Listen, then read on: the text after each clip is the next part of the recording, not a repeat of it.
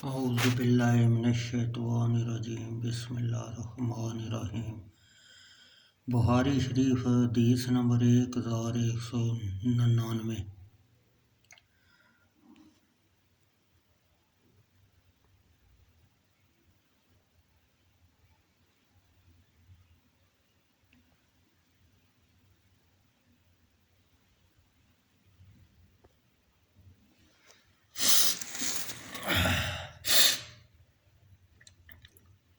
عبید اللہ بن عدی بن جبار نے بیان کیا کہ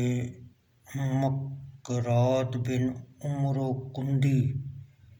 یہ مقراط بن اسود سے مشہور ہیں، کیونکہ اسود نے مقراط کی پرورش کی تھی اور اسود نے مقراط کو متبنہ بنا لیا، لہذا مقراط اس کی نسبت سے مشہور ہوئے،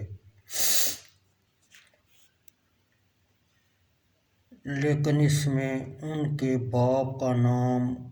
عمرو بن صلبہ کندی ہے اور وہ نبی زورہ کے حلیف تھے اور ان صحابہ کرام میں سے تھے جو رسول اللہ صلی اللہ علیہ وسلم کے ساتھ غزوہ بدر میں شریک تھے۔ انہوں نے خبر دی کہ انہوں نے رسول اللہ صلی اللہ علیہ وسلم سے عرض کیا، مجھے بتائیے اگر میں کسی کافر شخص سے ملوں اور ہم لڑ پڑیں تو اس نے میرے دونوں ہاتھوں میں سے ایک ہاتھ کاٹ ڈالا، پھر فرار کے ایلا سے اس نے مجھ سے ایک درخت کے پیچھے پناہ لی اور کہا میں اللہ عز و جل پر ایمان لایا، کیا یا رسول اللہ صلی اللہ علیہ وسلم یہ کلمہ کہنے کے بعد میں اس کو قتل کروں؟ رسول اللہ صلی اللہ علیہ وسلم نے فرمایا، اے مقراط اسے مت قتل کرو، کیونکہ اس کلمہ سے ثابت ہو جاتا ہے کلمہ شہادت کی احتیاج نہیں۔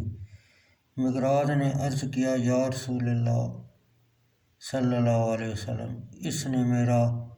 ہاتھ کاٹنے کے بعد یہ کلمہ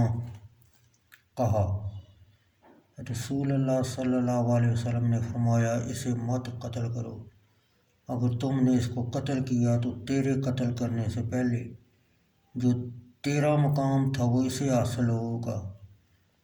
اور اس کے کلمہ سلام کہنے سے پہلے جو اس کا مقام تھا وہ تجھے حاصل ہوگا۔